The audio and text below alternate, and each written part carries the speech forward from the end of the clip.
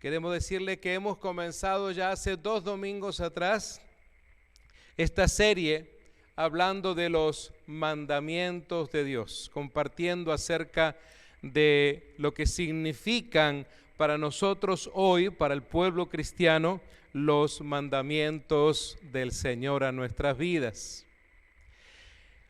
Una de las maneras en que he ilustrado la importancia de los mandamientos, lo he dicho varias veces, pero para aquellos que no me han estado escuchando, yo les he dicho al pueblo de Dios que se imaginen levantarse una mañana, subir a su vehículo para ir a su trabajo o ir a hacer sus mandados, lo que sea, y cuando usted sale a manejar a la calle, no encuentra ni siquiera una señal de tránsito. Haga de cuenta que alguien durante la noche las quitó todas de la ciudad donde usted vive. Es más, de alguna manera alguien borró todas las líneas que usualmente vemos en las calles, en las avenidas, los carteles de los freeways, todo, que no existiera absolutamente una sola señal, nada. Dígame la verdad, ¿no cree usted que se le haría un tanto difícil llegar a destino? Tal vez usted me dirá, oh no, es que yo sé de memoria llegar a mi trabajo. Es más, ni siquiera uso el GPS para ir a mi trabajo, está muy bien. Pero ¿y qué pasaría si no hay señales de tráfico donde te indican que tienes que respetar ciertas leyes?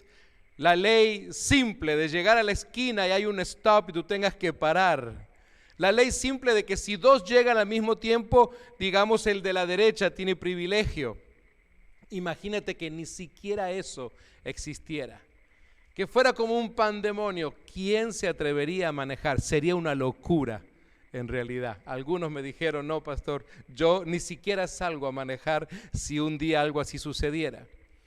Bueno, de la misma manera entonces, los mandamientos de Dios no han sido dados, como les dije en otras oportunidades, por un Dios soberbio, un Dios malo, un Dios que quiere que nuestras vidas sean de determinada manera, simplemente no, sino porque es un Dios bueno. Es un Dios amoroso, es un Dios que quiere que te vaya bien en la vida, que las cosas te salgan bien, que puedas salir por la mañana a trabajar y llegues a feliz destino. Así que los mandamientos de Dios son para vivir mejor, no para vivir peor.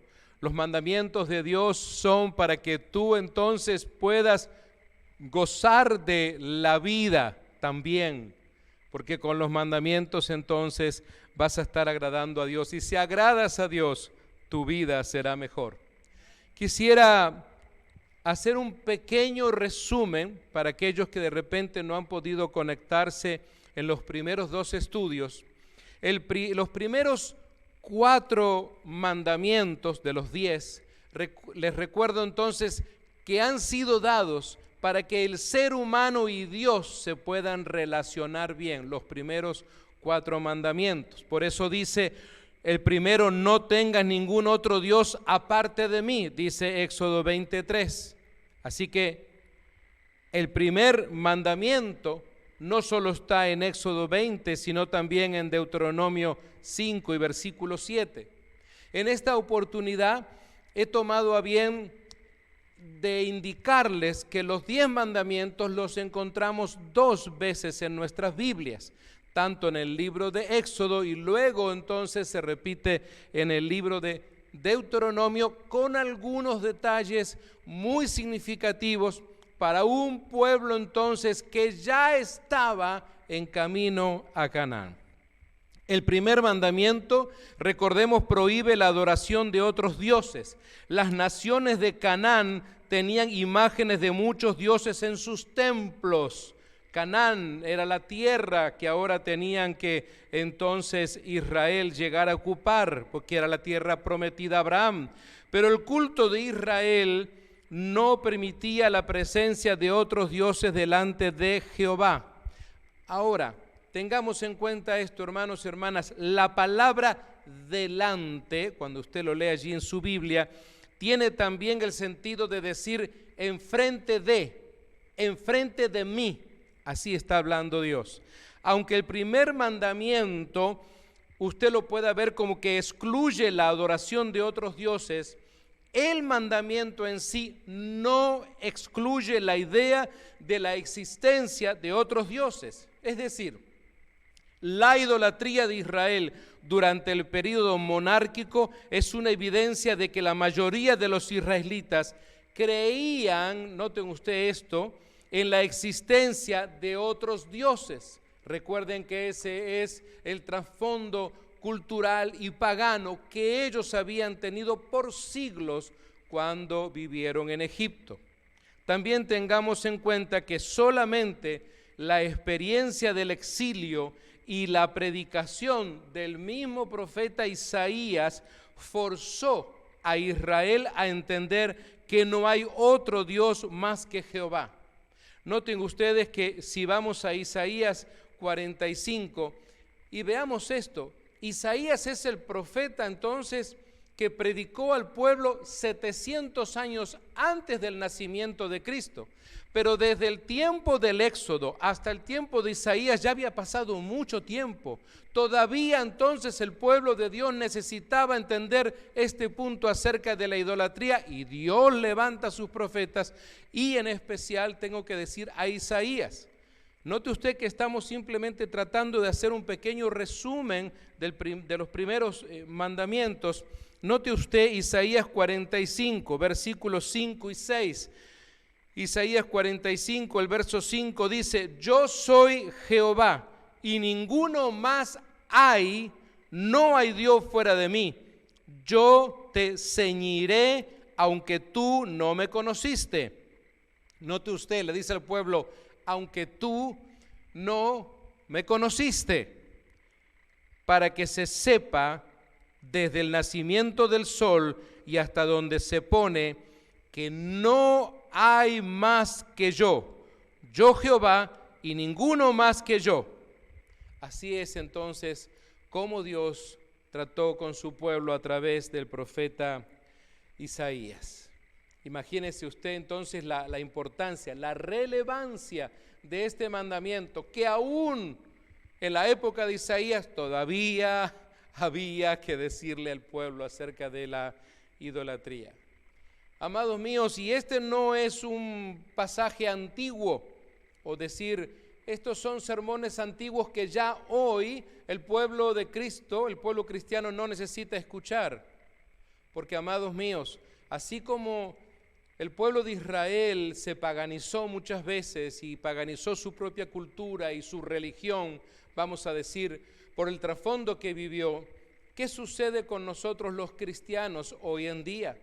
Qué fácil que se le ha hecho a la iglesia muchas veces paganizarse también y celebrar cosas que no adoran al único Dios al cual la iglesia debe adorar. Así que entonces no podemos decir que este es un sermón con antigüedad.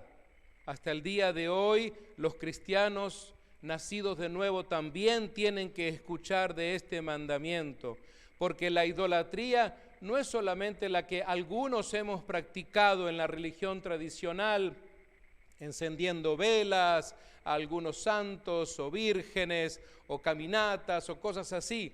Hoy la idolatría está por todas partes. Tan siquiera existe algo que tú haces y que le das el primer lugar, eso entonces ya es idolatría. Cualquier cosa que tú hagas, de eso se trata. Tú puedes estar idolatrando tu trabajo, puedes estar idolatrando tu vehículo nuevo, puedes estar idolatrando la casa nueva que tienes. Cualquier cosa que de repente está ocupando o reemplazando el primer lugar que debe de tener Dios, señoras y señores, eso se llama idolatría. Si algo así está pasando, estás en idolatría, hermano o hermana. No pienses que tan siquiera era aquello que tú practicabas en la religión tradicional. Fíjense en ustedes cómo el profeta Isaías hace bastante énfasis en esto. porque nuestro Dios, que es amoroso, también es celoso. Isaías, el mismo capítulo 45, noten ustedes a partir del verso 14 al 22, dice: así dice Jehová. Noten ustedes, Isaías, parándose delante del pueblo, les dice: el trabajo de Egipto, las mercaderías de Etiopía y los sabeos, hombres de elevada estatura, se pasarán a ti y serán tuyos. Irán en pos de ti, pasarán con grillos, te harán reverencia y te suplicarán diciendo: ciertamente en ti está Dios. Note usted, en la Reina Valera, y estoy seguro en la mayoría de las Biblias, Dios con D mayúscula, no está hablando de un Dios pagano. Y no hay otro fuera de Dios. Versículo 15, verdaderamente, siempre en el capítulo 45 de Isaías, verdaderamente tú eres Dios que te encubres, Dios de Israel, que salvas, confusos y avergonzados serán todos ellos. Irán con afrenta todos los fabricadores de imágenes. Israel será salvo en Jehová con salvación eterna. No dice a través de esas imágenes, con salvación eterna, es decir, la que viene de Dios. No os avergonzaréis ni os afrentaréis por todos los siglos. Qué importante es esto. No os afrentaréis, no se avergonzarán. Nunca, jamás te avergüences de que tu vecino o alguien te vea con tu Biblia en la mano o en tu carro, donde sea, porque vienes a adorar al Señor. Porque así dijo Jehová, que creó los cielos. Él es Dios, el que formó la tierra, el que la hizo y la compuso. No la creó en vano, amados míos. Noten ustedes, dice, para que fuese habitada la creó. Yo soy Jehová y no hay otro. No hablé en secreto, en un lugar oscuro de la tierra, no dije a la descendencia de Jacob, en vano me buscáis. Yo soy, terminando esta parte del verso 19, dice: yo soy Jehová, que hablo justicia, que anuncio rectitud. Y el versículo 20 viene la invitación de Dios: reuníos y venid. Noten ustedes, Dios invitando a su pueblo. Hoy en día yo creo que Dios sigue invitando a su pueblo a reunirse, a pesar de que hoy hay mucha desobediencia a esto. Lo encontramos otra vez en Hebreos 10:25, la invitación: no dejaos de congregaros como muchos tienen por costumbre. Y aquí el profeta Isaías, 700 años antes del nacimiento de Cristo, dice: reuníos y venid, juntaos todos los sobrevivientes de entre las naciones. No tienen conocimiento aquellos que erigen el madero de su ídolo y los que ruegan a un Dios que no salva. Por eso es que nosotros en el madero no tenemos un Cristo clavado. Esa cruz vacía habla de un Cristo que venció a la muerte. Por eso no lo tenemos clavado, porque lo que tenemos es una tumba vacía.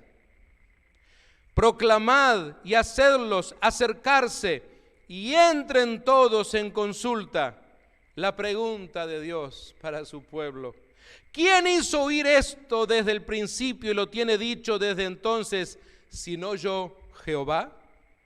Y no hay más Dios que yo, Dios justo y salvador, ningún otro fuera de mí. Noten ustedes ahora las palabras que aparecen también en Número 21, 4 al 9. Dice finalmente: mirad a mí, hablándole a su pueblo. Un Dios lleno de amor, un Padre celestial que te mira, que te dice: mirad a mí y sed salvos todos los términos de la tierra, porque yo soy Dios y no hay más. O sea que no hay salvación por otra vía, solo a través de Dios mismo. De eso se trata. No importa que la humanidad busque por cualquier otra fuente, no hay otra salvación más que a través de Dios mismo. Por eso Él fue el que proveyó a su Hijo Jesucristo en la cruz del Calvario. Mis amados, el segundo mandamiento dice: no te hagas ninguna clase de ídolo ni imagen de ninguna cosa que está en los cielos, en la tierra o en el mar. Usted lo encuentra en Éxodo capítulo 20, verso 4. Este segundo mandamiento es el que aparece en Deuteronomio capítulo 5, versos 8 al 10. Este segundo mandamiento prohíbe hacer imágenes para adoración. Usted notó que hace un instante también Isaías habló de esto. El mandamiento prohíbe la fabricación de imágenes de otros dioses e imágenes de Jehová. Además, el mandamiento también incluye imágenes de los seres celestiales, seres humanos, animales o peces, como lo declara allí en el verso 8. La razón del mandamiento es que Jehová es un Dios celoso, que no tolera la adoración de otros dioses. Él desea la adoración exclusiva de su pueblo, amados míos. La palabra de Dios, cuando dice: inclinarás, versículo 9, si es que usted está leyendo conmigo, márquelo ahí, porque significa una actitud de sumisión a un soberano o a un Dios. ¿A quién, amados míos, está sometida tu vida? Israel no podía arrodillarse delante de una imagen para adorarla. Recuerden que esto fue lo primero que hicieron los israelitas cuando cruzaron el Mar Rojo. Entonces, inmediatamente se apresuraron a construir un becerro de oro y a adorarle. La declaración de que Jehová castiga la maldad de los padres sobre los hijos sirve para enfatizar la gravedad de la violación de este mandamiento. Padres y madres, qué importante es esto, de que para bendecir a tus hijas y a tus hijos, y por qué no a tu segunda y tercera generación, nunca te sometas, te arrodilles a dioses paganos de ningún tipo.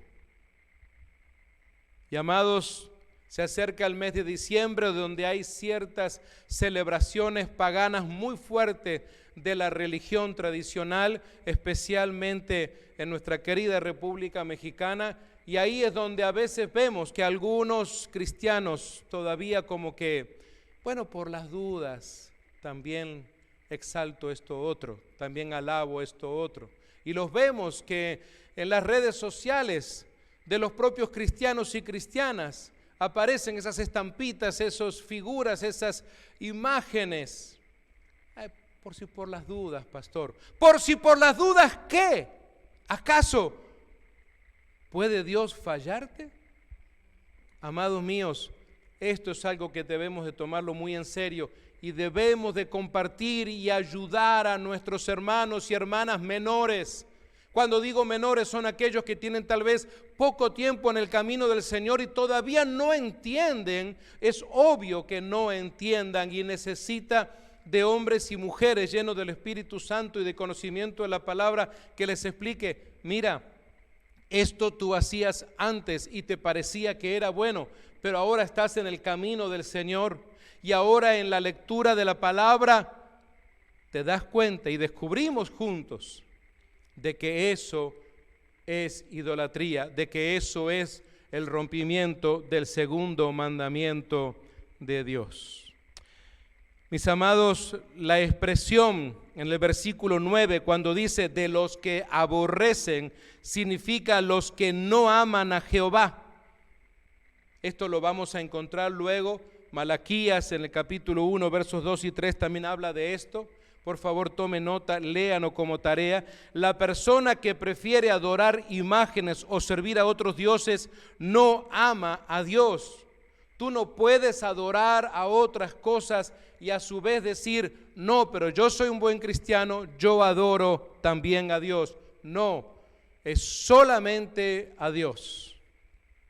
Amados míos, notemos entonces que debemos de entender esta parte. En el versículo 10 aparece una palabra importante, la palabra misericordia. Significa bondad o también favor. La palabra hebrea, Gesed, así es como está escrito, significa el amor leal que procede de la relación del pacto. A veces es muy importante que los cristianos, cuando estudiamos la Biblia, vayamos a ver en el original para que veamos el peso y la fuerza que tiene la palabra. En este caso significa el amor leal que procede de la relación del pacto que Dios hizo con su pueblo. Y ese pacto es extensivo ahora a cada uno de nosotros.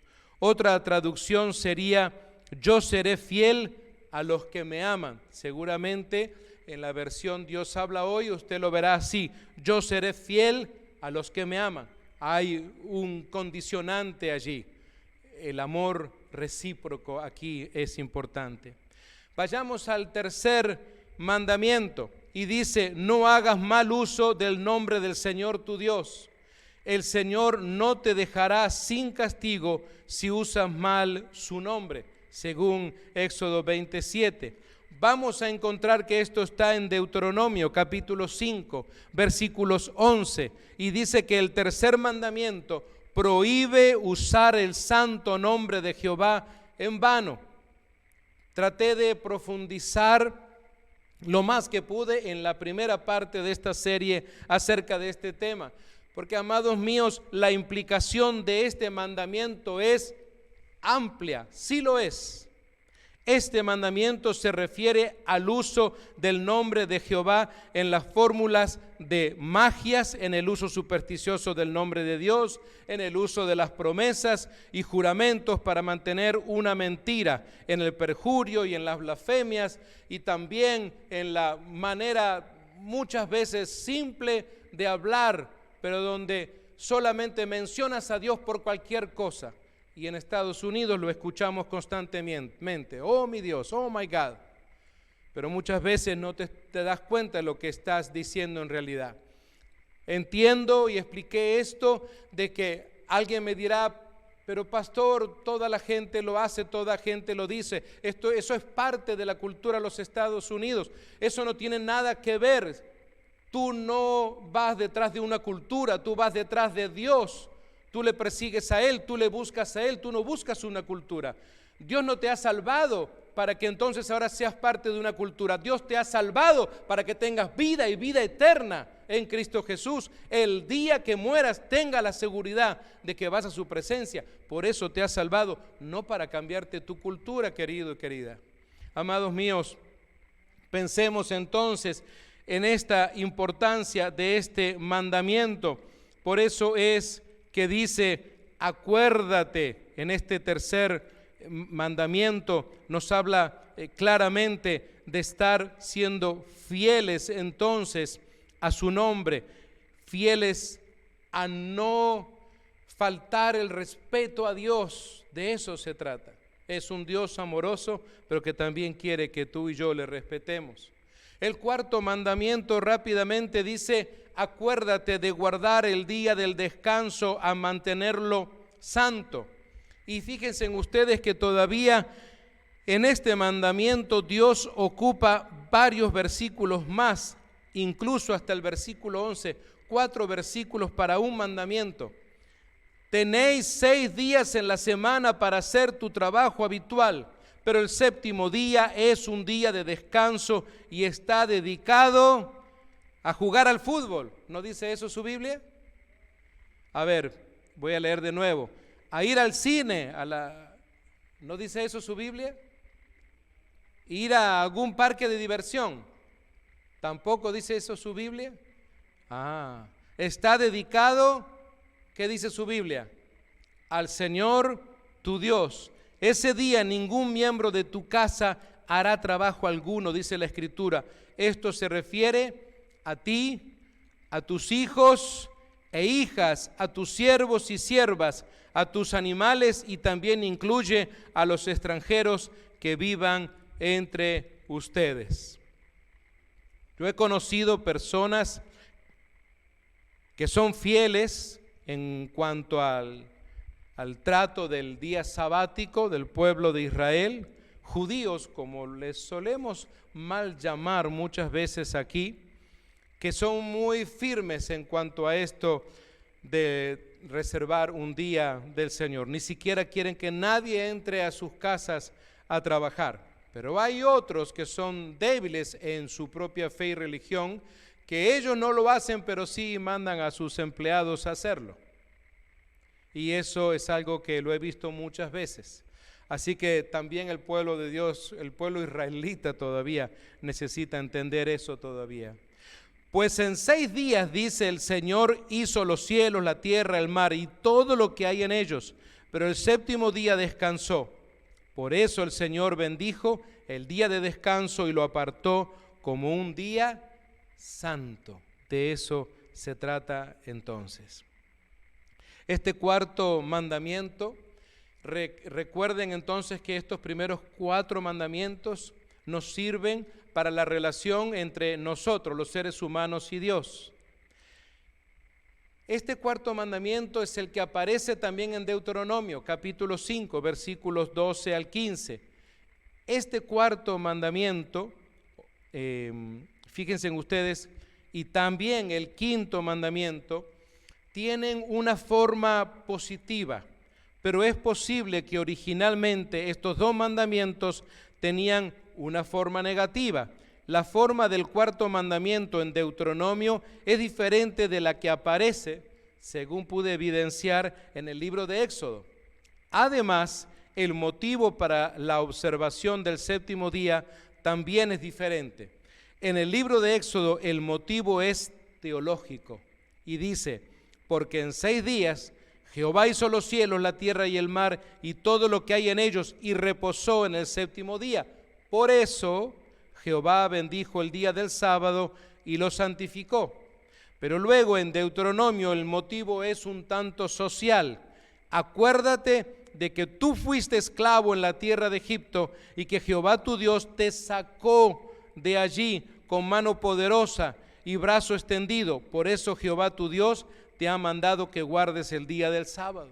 Y amados míos, cada uno de nosotros podríamos entonces recordar que Dios nos sacó de algún tipo de esclavitud, de algún tipo de adicción, del mundo donde nosotros vivíamos. El pueblo tenía que descansar en el 7º día porque como esclavos en Egipto no tenían descanso. Trabajaban 7 días a la semana. También tenían que acordarse con gozo de que ellos habían sido esclavos bajo la dura mano del faraón. Por esta razón el pueblo tenía que consagrar el 7º día a Jehová y cesar de todas sus obras. Imagínense que esto era algo nuevo para este pueblo, que no practicaba algo así, pero ahora entonces tenía que el 7º día ser apartado entonces para el Señor.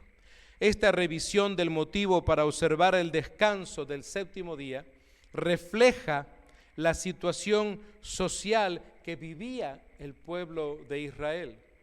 Si tratáramos de ver cuál es la situación social que vive el pueblo cristiano en estos días, fíjense ustedes, justamente en el siglo VII, antes de Jesucristo, en los días en que predicaba también Isaías, el concepto hebreo de 6 días de trabajo y un día de descanso es una institución típica de Israel. En hebreo, la palabra sábado no significa el día antes del domingo. Viene de una palabra que la conocemos como Shabbat, que significa descanso. Según el calendario judío, cualquier día de la semana podía ser un sábado o un día de descanso. La intención religiosa del sábado está en la palabra santificarlo.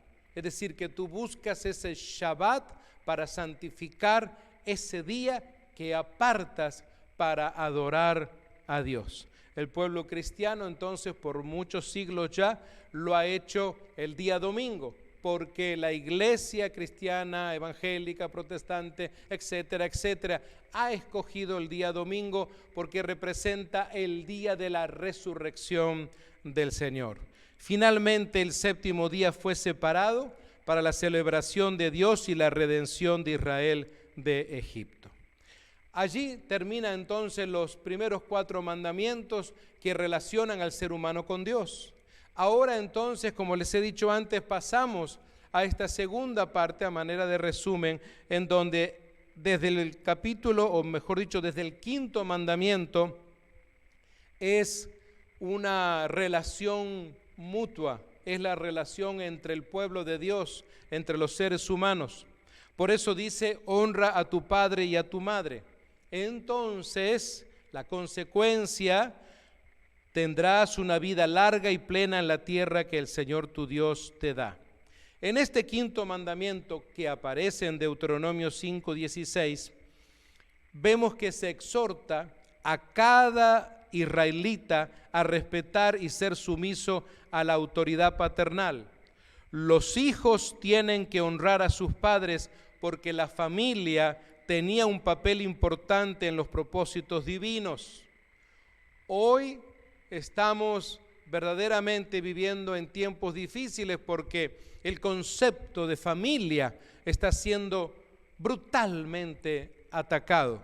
El concepto de familia según Dios, según la creación de Dios. Ustedes saben que hoy se insiste por muchas partes en que 2 hombres y una criatura pueden ser una familia, o 2 mujeres con otra criatura que hayan adoptado, eso también es familia. Y amados míos, eso escapa justamente del criterio de Dios, de nuestro Creador. Fíjense en ustedes que los hijos tienen que honrar a sus padres porque la familia tenía ese papel importante. Hay un comentarista que estuve leyendo para este tema, llamado Craigie, y él dice que el intento básico del 5.º mandamiento era el de mantener la tradición de la transmisión de las creencias religiosas israelitas de padres a hijos. Eso lo encontramos obviamente en Deuteronomio, allí en el capítulo 4, verso 9, y luego en el capítulo 6 y verso 7, para los que les gusta tomar nota. Los padres tenían que enseñar a sus hijos las demandas del pacto.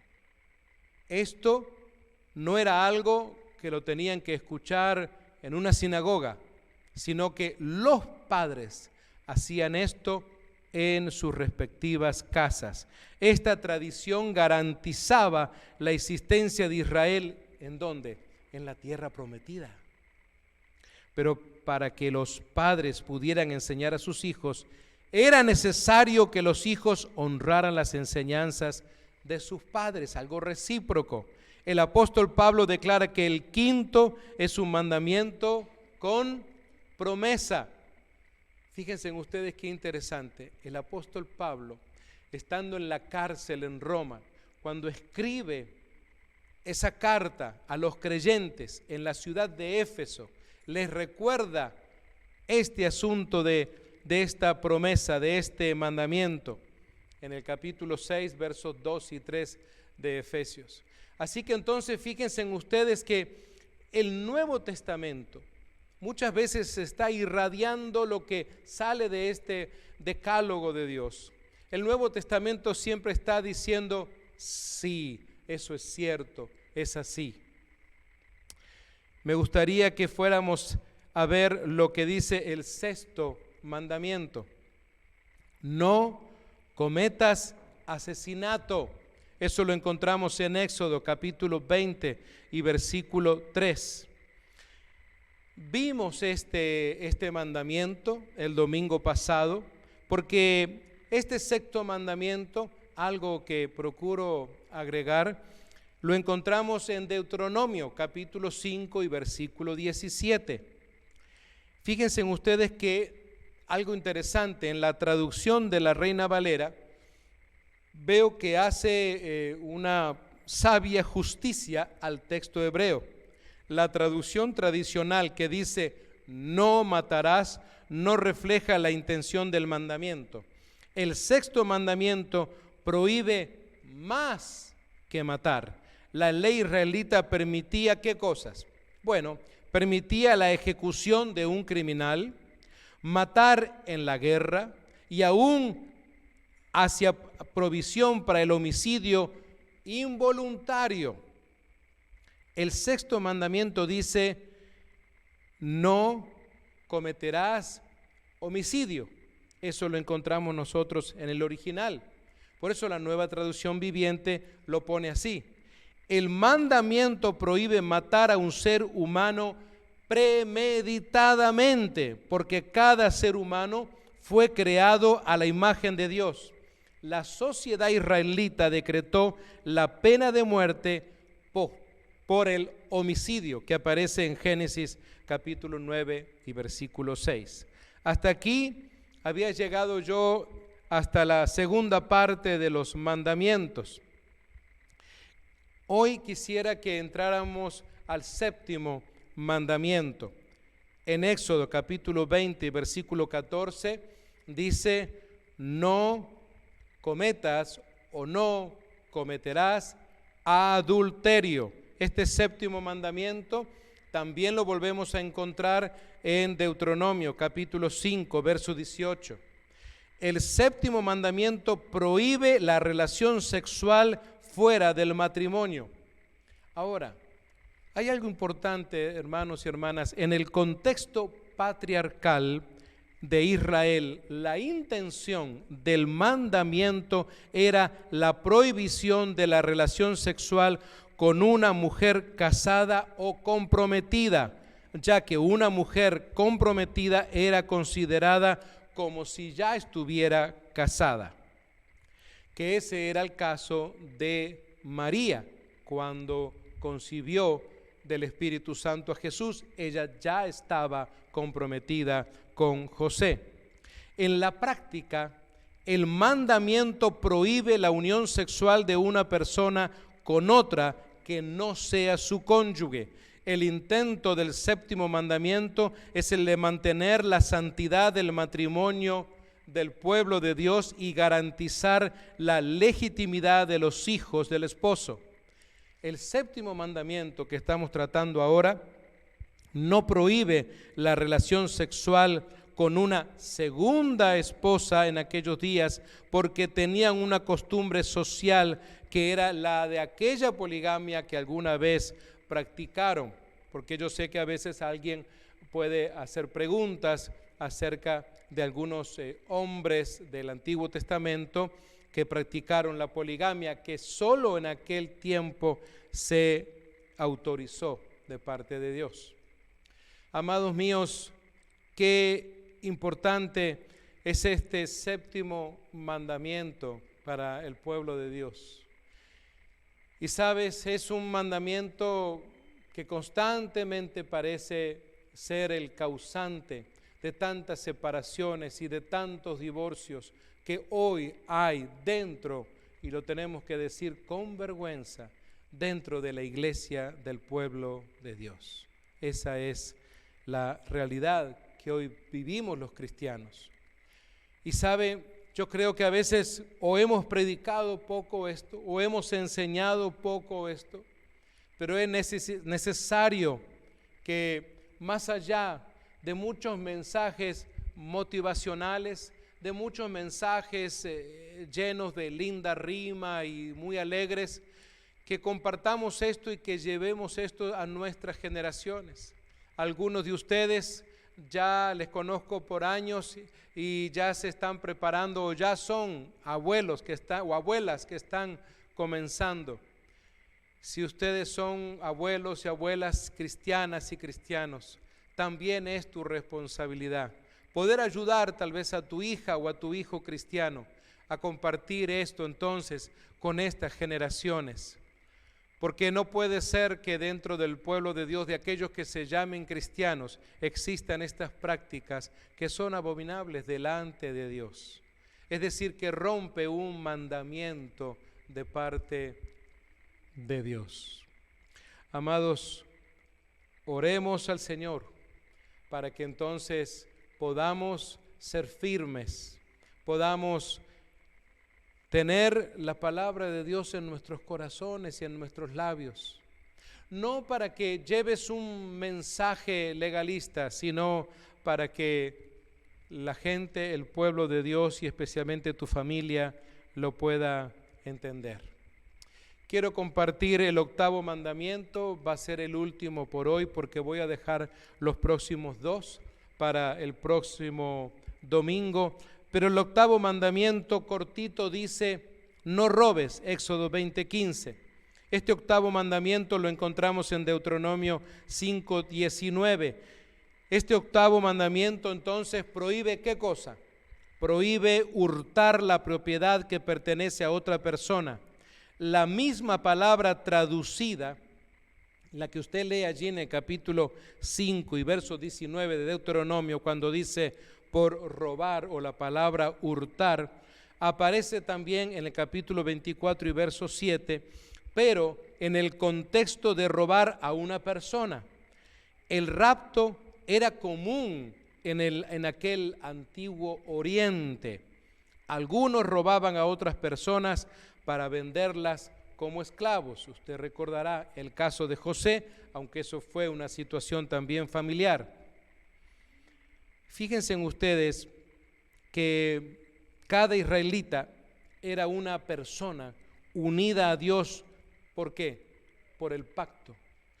Nosotros estamos unidos a Dios por el nuevo pacto del cual Jesús nos vino a enseñar y a ser parte. El rapto de un israelita por otro israelita era una ofensa que merecía la pena de muerte. Así lo encontramos en Éxodo luego, capítulo 21 y versículo 16. Mis amados, entonces, todo lo relacionado con el hecho de robar, obviamente también conllevaba el hecho de desear lo que alguien más pudiera tener.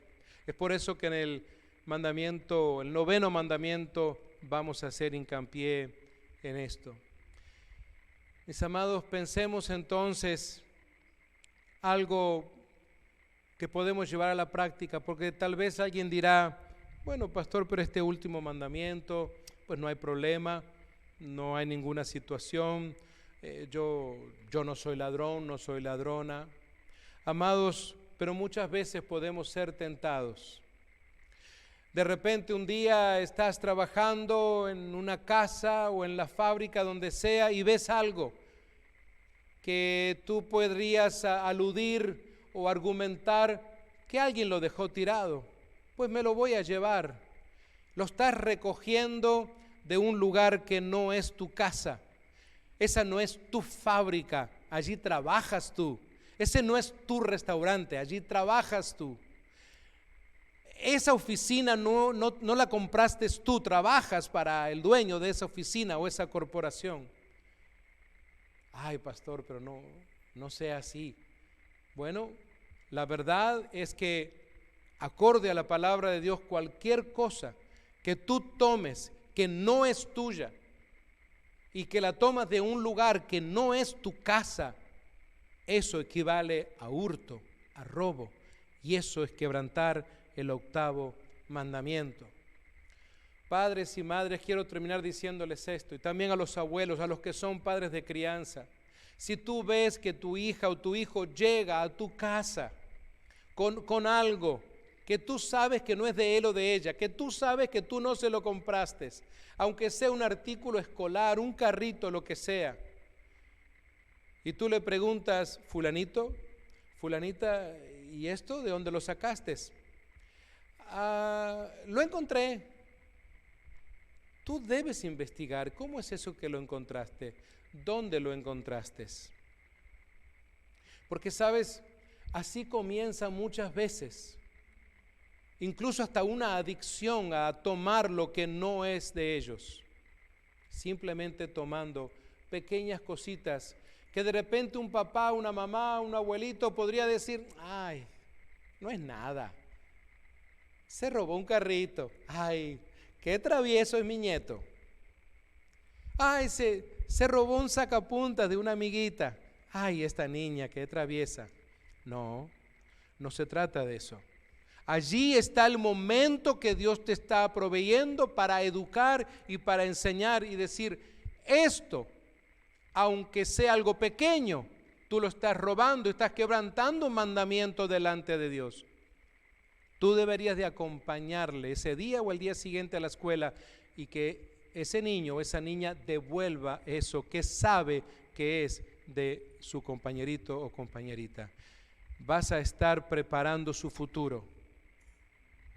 Amados míos, todos los muchachos que yo conocí en la cárcel cuando tuve oportunidad de ser capellán, todos alguna vez, todos los que habían participado en robar automóviles, robar lo que sea, todos alguna vez de pequeños habían robado algo.